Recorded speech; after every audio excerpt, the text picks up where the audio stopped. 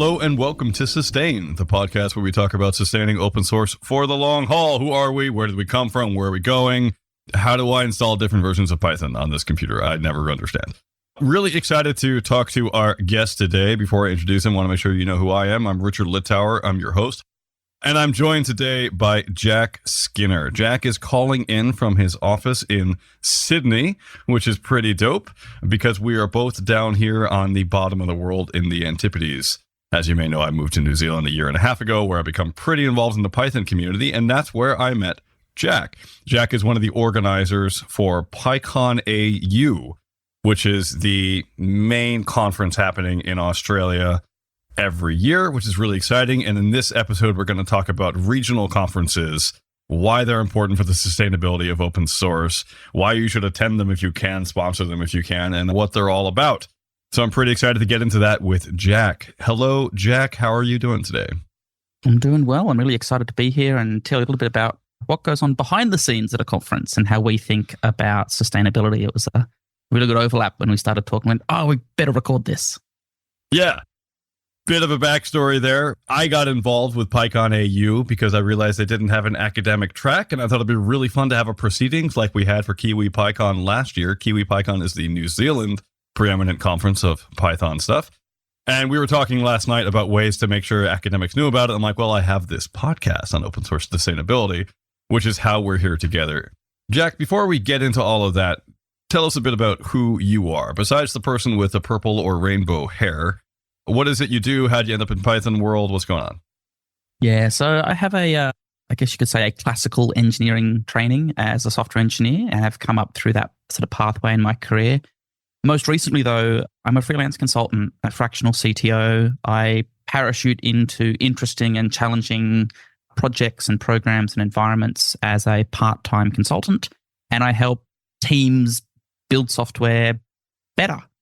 And part of that career, I think, that I've been building has constantly had a toe in the water around open source, open tech, and tech events in general, especially conferences, but also meetups, hackathons, that kind of ecosystem of bringing people together around technology. And for all of my attempts to stop organizing events, I always get pulled back in somehow. Tell me about your first Python Australia experience. Was it a hackathon? Was it a meetup? How many years ago was it?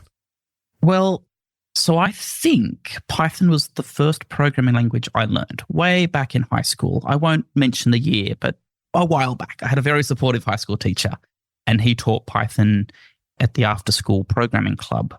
And so it was fast forward quite a few years that I hadn't actually been an engineer employed to write Python, but my social circle had been attending PyCon AU. And so it was purely through friends that I sort of got recommended, hey, you should come to a PyCon AU.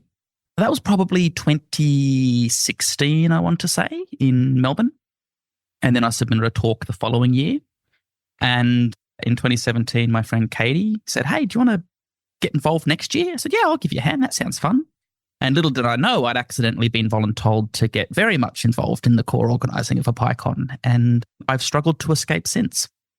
Was this Katie McLaughlin of Google? Yes, Katie McLaughlin currently at Google. And they were the conference director in 2018 and 19. Incredibly welcoming, awesome person. Does a lot of fun work with Amanda Kasseri, who is also a co-host on this podcast. We organized this on such a short window that I'm not even sure they noticed we were going to have this conversation, but best of luck to them wherever they are in the world.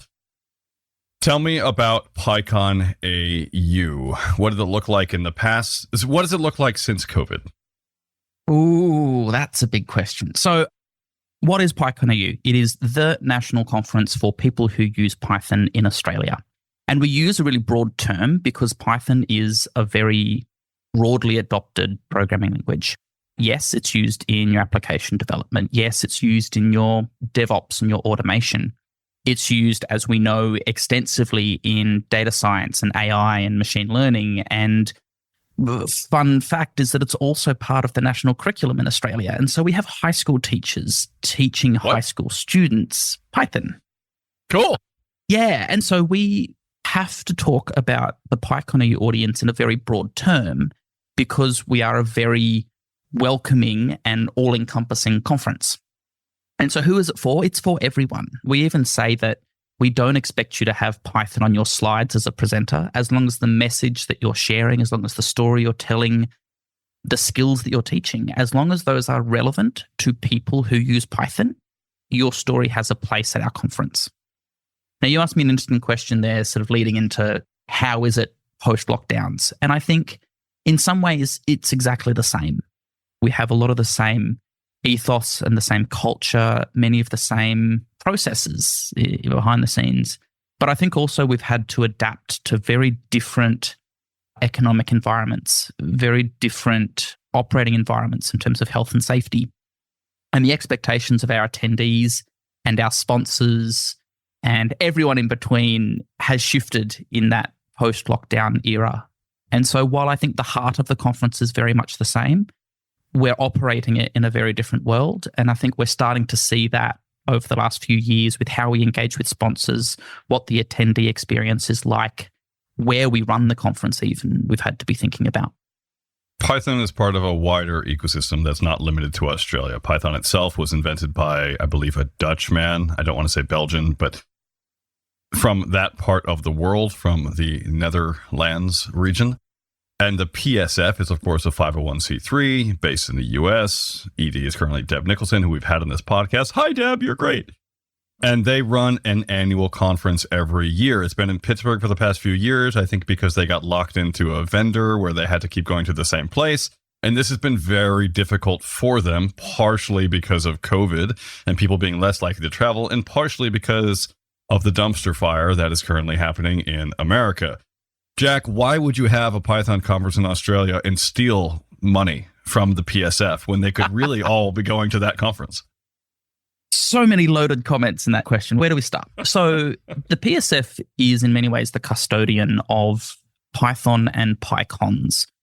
I describe it as the custodian because from a legal sense, they defend the trademark and abuses of that name and brand.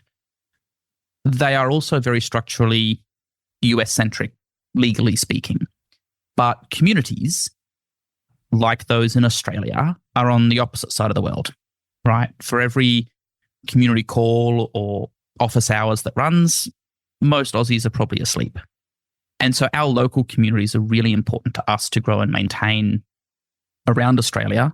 And PyCon AU is one of many, many, many regional conferences that run under the PyCon trademark and brand, but with a local flavor, a local audience, local sponsors, local speakers.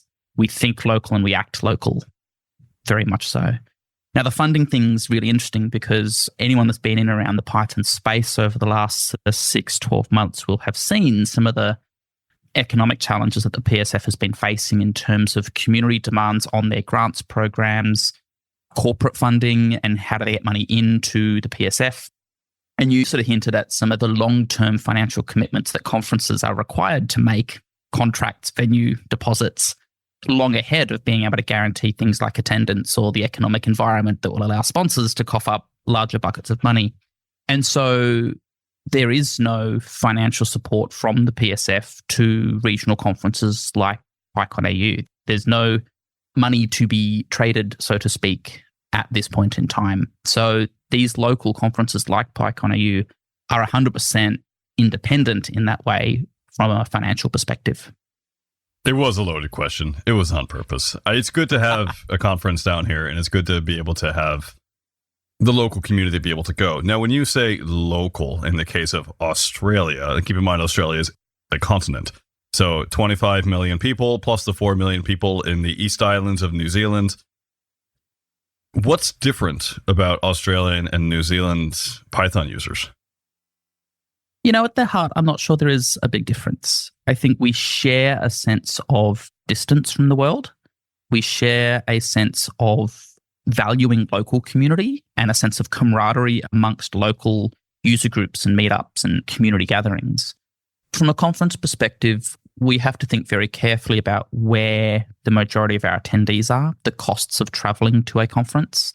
I think domestically, when I look at our friends in New Zealand, the domestic cost of popping into a major city is a lot cheaper than, say, our friends in Perth and across Western Australia having to fly to the East Coast for a conference.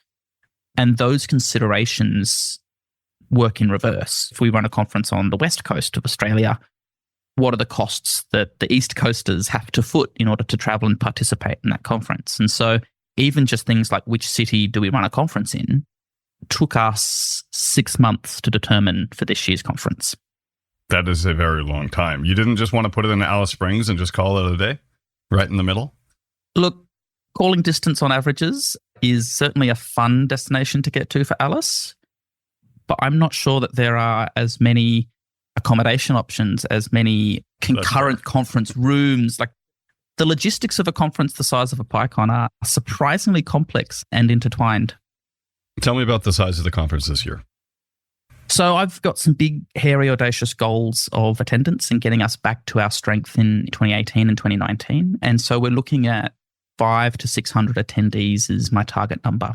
And that's sort of on par with previous years plus a little bit of growth. And I'm hoping that growth comes from a long-term sustained campaign of awareness, engagement, local support and other programs to help make it more financially viable for people to attend. And also just, I guess, a general acknowledgement that our industry, whilst navigating a bunch of change and turmoil right now, is also, broadly speaking, on the up from lockdown eras, and conferences are slowly getting back to their strength. One of the ways that you're hoping to bring on more people is by having independent tracks at this conference. So it's not a single room, single track conference. And you're also having, I believe, workshops. This is pretty normal for large conferences. And so we don't have to go into all the different types of tracks or so on, but there's cybersecurity, research, software engineering, etc. Tell me about whether sponsors actually tend to sponsor more when there are tracks. Do you have any sponsored tracks? We certainly offer it. Look, sponsorship's a really interesting conversation. We could probably do a whole podcast discussion just about the economics and the sales conversations that we have around sponsorships. To walk that back a second, though, I think one of the things that we were thinking about in the very early days of planning the conference is what are the new ideas we need to bring into the conference and what are the old ideas that we need to sustain? A conference like a PyCon AU after, 15, 16 years of running, there are things that we did in the first year that probably even haven't passed on as wisdom to conference directors such as myself. And so each year builds on the strength of previous years, but also has to respond to what our audience wants, what the industry wants, yes, what our sponsors want as well. So not to get into the weeds of the tracks, but we've doubled the number of specialist tracks this year. And that's in part to make sure that we are representing new audiences, new ideas, growing industries, and that brings with it, hopefully, commercial interest from sponsors who are part of those growing industries to be actively involved in the peak conference in Australia. And that can mean a lot of different things. You know, we talk to companies, yes, about sponsorship, but that means a combination of things. It can mean monetary sponsorship. Please give us a bag of money. Hiring a big venue costs us lots of cash. It can mean showing up as part of our exhibition. So not all of our sponsors actually attend the conference, but those that do, we work with them to create a memorable experience for our attendees. It's not just about selling a product. It's about showcasing how your organization is part of the Python ecosystem around Australia. It can also be about sending teams of employees, right? The types of commercial relationships we have with not just sponsors, but with companies, if you will, with private sector, means getting, large group orders of attendees to come and participate in that industry event. So the sort of commercial angles are multi-layered, if you will, and it's very rare that we talk to a company and they just want one thing. There's usually a package of overlapping objectives that they've got. If you're a sponsor, you can just ignore the next 2 minutes, go make yourself a cup of coffee. Jack, I'm also a community organizer. It's really difficult to figure out how to get metrics on whether people learn anything or grow or make connections at a conference. As an organizer, you often try to have a good party, but if someone swaps numbers on the other side of the room, you don't know, and you don't know if that's going to lead to anything productive. You just know that people tend to like the vibe and they say, hey, this was pretty cool. Is there any step you're taking to ensure that you're building a sustainable community through the conference? Is good vibes enough? What else are you doing to get signals back? So we started planning this conference, I want to say about 18 months ago, and we've still got 5 odd months left in our planning cycle.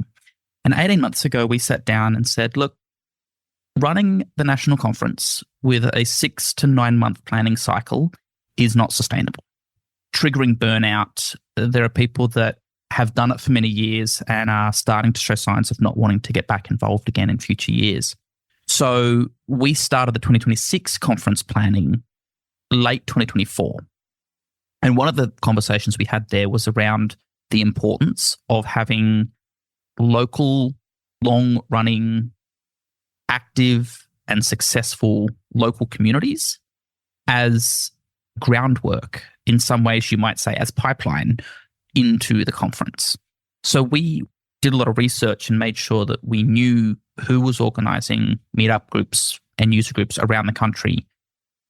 There's been lots of sort of parallel concerted efforts by myself and my co-directors and friends of the conference in getting those local communities back to strength. And in the last 18 months, we've seen the Sydney Python community start meeting again. And I'm grateful for several of my co-organizers in Sydney who run that local user group.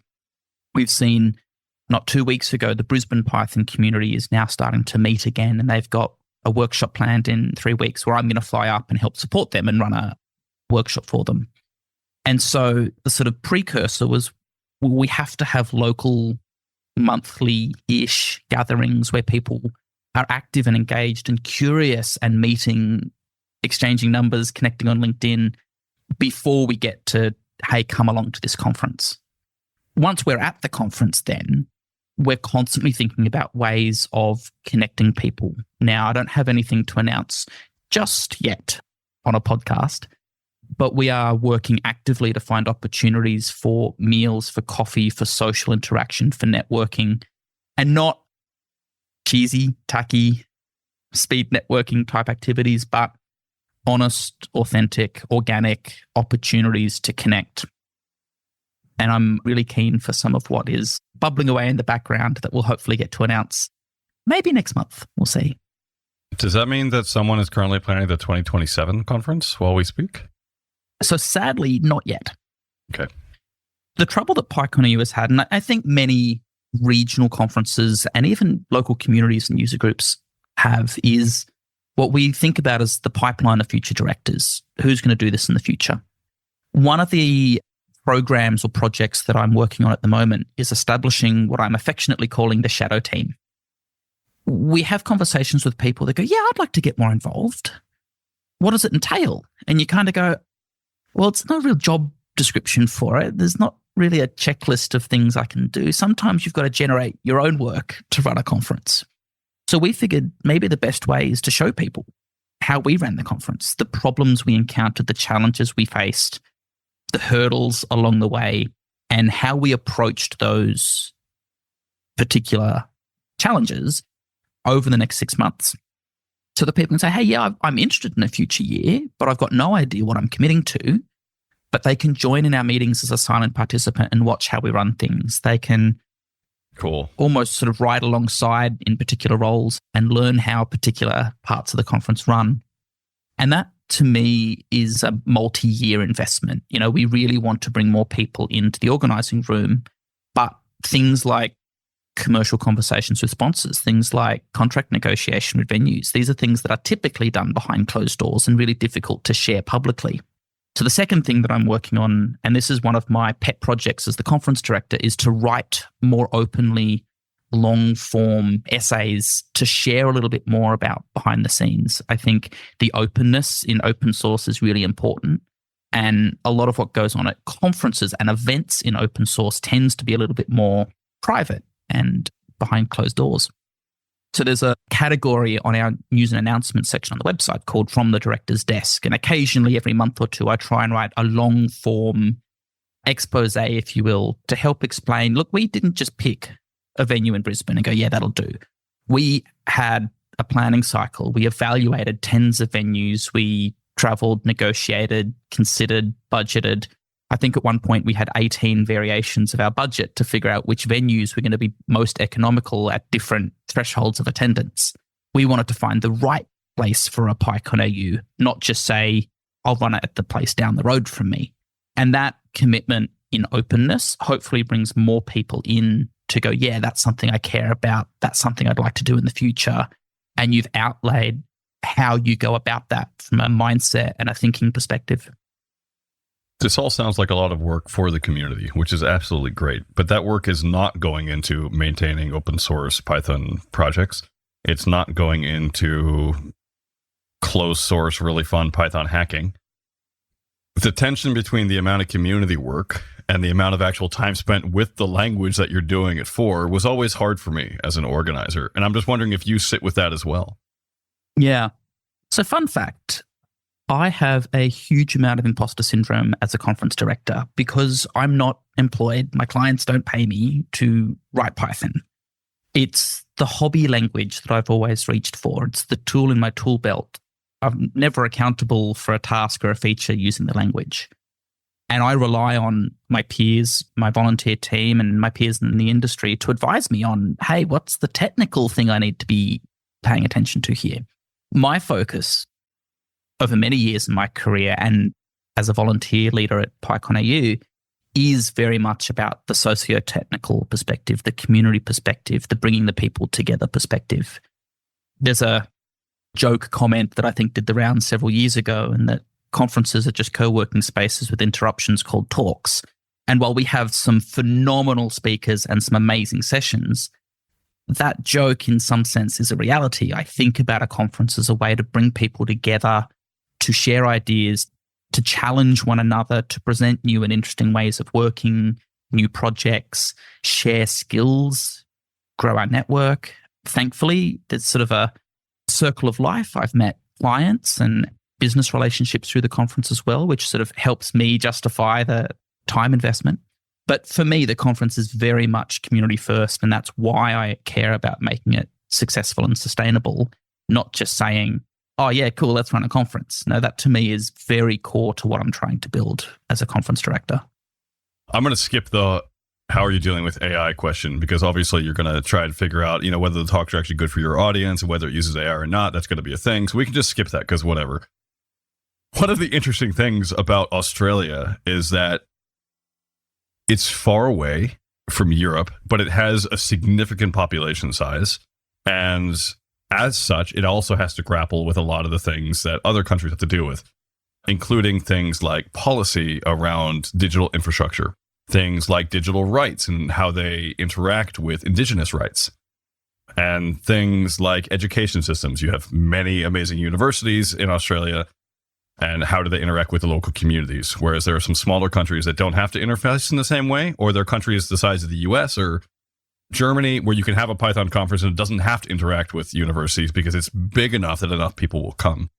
Tell me whether PyCon AU has any direct ties to government policy, to government offices, or to the larger military, industrial, mining complex of Australia. Broadly speaking, no. We're very much independent of any of those dependencies or affiliations. And I think that gives us a sense of strength as an independent team of volunteers, where we're not beholden to a particular policy mandate, for example, or a particular ethos in the sort of political environment. I think that also presents some challenges, though. We're fighting an uphill battle every year with different policies, different budgets, different hype cycles to sort of point at the AI in the corner. And so, for example, we've had to work very tactfully with some sponsors in the past about how we navigate the language, how we navigate the marketing of our financial assistance program, which can help cover costs for some attendees to attend the conference. Especially last year, we certainly couldn't market that to US-based sponsors to say, fund our DEI program. I wouldn't say that we are sheltered from global politics, global economics, any of that. And in fact, some of our biggest challenges have been ripple effects from larger political movements or policy movements around the world. It's really interesting. One of the reasons I asked that question is because I was at FOSDEM this year in February in Brussels, which is the world's largest open source conference, around 7,000 people, and its own endemic version of the flu. And like many of the talks were talking about the Cyber Resiliency Act or about EU policy towards AI and open source. Many of the talks were talking about the Sovereign Tech Fund. Yes. I think it's still a fund. Yeah. And so it's always sort of interesting to figure out how different communities respond to the existential risks or the dynamics that happen in the world outside them. And I don't know enough about PyCon AU to know about the things. I haven't been to your conference yet. I think I may have attended a few talks. I know some people from there, but it's an interesting question to ask because it affects the sustainability of your long-term conference, right? Because you don't live in a vacuum. Yeah, exactly. And I think, reflecting back on a lot of the hallway conversations we have at the conference, our attendees are deeply aware of the global political landscape, policy implications coming out of both North America and across Europe. Things like age verification laws and policies actively discussed amongst our attendees, but they're not directly affecting, for example, our program. There's no significant impact in that way. But one of the things I'm most proud of with PyCon AU and the culture we've built up over years is we're not just a go to an event, see some talks kind of community. We're a reasonably aware, astute, considered, and kind community as well. We see a lot of those things happening overseas, and we almost start the conversation early at a PyCon. What does that mean for us? I love that. And it's one of the best responses to global political issues, which is, think globally, but act locally. Work with your friends, figure out how you work together. Work with your enemies who live down the road, figure out how you can work together, et cetera, et cetera. That's all really great. Jack, we're running up on time, and I want to be cognizant of our listeners who are probably almost at their place of work in their favorite public transport means, vehicles. Tell me about the CFP. If I wanted to submit a talk, do I have to be present? Can I give the talk remotely, or what's going on? When's it open till, et cetera, et cetera? All righty. So yes, we have an open call for proposals. We want all of your ideas submitted to the conference. We've got 6 amazing specialist tracks, all of whom are looking for your fun and interesting talk. I would also highlight that we are a very welcoming conference. We actively encourage first-time speakers, junior and career speakers, as well as seasoned experts, industry veterans. The whole career gamut is very welcome on stage at a PyCon. Take it a little bit serious. Come to one of our workshops, ask us questions, reach out for mentoring. We've got fairly high rate of submissions and a very limited number of slots we can fill. So we do ask people put a little bit of effort into their submission, but all of our submissions are human reviewed. We don't just plug them into an AI and get it to rank it for us. We care greatly that our audience and our potential speakers have written their abstracts, maybe inspired with some AI, but written by hand and edited in their own tone of voice. And we give them the same respect as a review process. This year, we are encouraging as much as possible for people to attend in person. We have done the online conferences. We've done some hybrid events in the past. This year, I would encourage everyone to make plans to come to Brisbane, not just because we've got an awesome conference, but because we've got a great relationship with local council who've got a lot of programs to support having a great destination conference in Brisbane. More on that coming hopefully next month. So we do want everyone to present in person. We're not planning on streaming in or running a hybrid experience. We do get a lot of questions about remote attendance and NFL stream talks. We've done that in the past. At this point in time, we're not making any commitments, primarily for budgetary reasons. Streaming costs extra. It's logistical and financial constraints. And we're still 5 months out from the conference. So we're hoping that most people can, with this much notice, make plans to be in Brisbane. And then as we approach probably about the 6 to 8 weeks before PyCon, we'll make some further commercial decisions on if we can afford to stream as well. The call for proposals ends in a little over 2.5 weeks on the 29th of March anywhere on Earth. So that means the Aussies and the Kiwis get about an extra day of our deadline. And those of our friends in, say, the Americas, it comes through to your 29th of March. So you can put that in any calendar and it works out. We'd love to hear everyone's submissions. I often say that the more submissions, the better. It makes our job really difficult to pull together a program, but everyone benefits because it means that the resulting schedule, if we've done our job right, the selection of which room to go sit in and watch a talk is really difficult for everyone because the bar is so high and exciting. So help us make the review process difficult and everyone benefits. Putting on a different hat for a second, last year I was on the committee for Python New Zealand, and along with Devi Ganasan and Chelsea Finney, we ran the academic track where we had proceedings coming out of the conference. Only 2 proceedings, but they were still good. This year we're hoping to do the same thing at PyCon AU. We're also running Kiwi PyCon this year in Brisbane, which is the West Island of Australia. So this is also Kiwi PyCon, basically. Again, pointing to some of the burnout and long-term issues that you mentioned earlier. It's just easier for us not to have it this year in New Zealand. But we have an academic track, which means if you submit any abstracts and you ask for it to be peer-reviewed, we will peer-review it. And we will take those abstracts which are accepted and submit them as a proceedings later. The goal of this is to make it easier for early career researchers, academics, PhDs, undergrads, anyone who wants to have a conference line on their CV and a published peer-reviewed abstract. That may make it easier for you to unlock funding from your department to come and see the conference as well as be an academic there. So we're really excited about that track offering. Please do submit if you have any ideas about fun stuff. I will now take off my academic track hat, but that should be really great.